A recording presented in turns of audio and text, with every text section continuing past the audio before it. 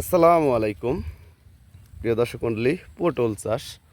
পটল চাষ ভালো মানের একটি ফসল। এই পটল চাষ উঁচু জমি, যে জমিতে বন্যার পানি বা বৃষ্টির পানি ওঠে না বা বৃষ্টির পানি জমে থাকে না, ওই জমিতে আপনারা পটল চাষাবাদ করবেন, তাহলে ভালো একটা বেনিফিট পাবেন। তো আমার ঠিকানা দিয়ে থাকি জেলা নাটোর, থানা বড়াইগ্রাম, গ্রাম তালসুর কুণ্ডুপাড়া। আমি মোহাম্মদ আমিরুল ইসলাম। দেখেন হাইব্রিড জাতের পটল কি লম্বা লম্বা, দেখতেও খুব সুন্দর, কি সুন্দর পটল ধরে আছে। 1 বিঘা জমি পটল চাষাবাদ করলে দেখা যায় প্রতি সপ্তাহে 15 মণ 16 মণ করে পটল উৎপাদন করতে পারবেন। আর এটা কাঁচামাল প্রতি সপ্তাহেই ওঠাইতেই হবে।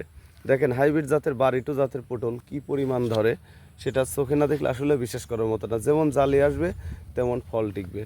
তো আপনারা বাড়িটু জাতের পটল উঁচু জমিতে চাষ করবেন।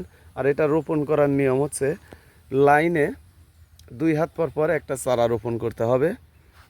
আর এক লাইন থেকে আর এক লাইন চারা রোপণ করতে হবে হচ্ছে 5.5 হাত। আর 4 হাত মাছা 1.5 হাত চলাচলের জন্য জায়গা রাখতে হবে। তে আমরা বাংলাদেশের প্রতিটি জেলায় এই বাড়িটু জাতের হাইব্রিড পটলের চারা এবং লতা বিক্রি করে থাকি। আপনারা যদি চারা এবং লতা সংরক্ষণ করতে চান, আমাদের সাথে যোগাযোগ করুন। আমরা নিয়মিত বাংলাদেশের প্রতিটি জেলায় পটলের চারা এবং লতা বিক্রি করে থাকি। ভালো থাকবেন, সুস্থ থাকবেন। আসসালামু আলাইকুম।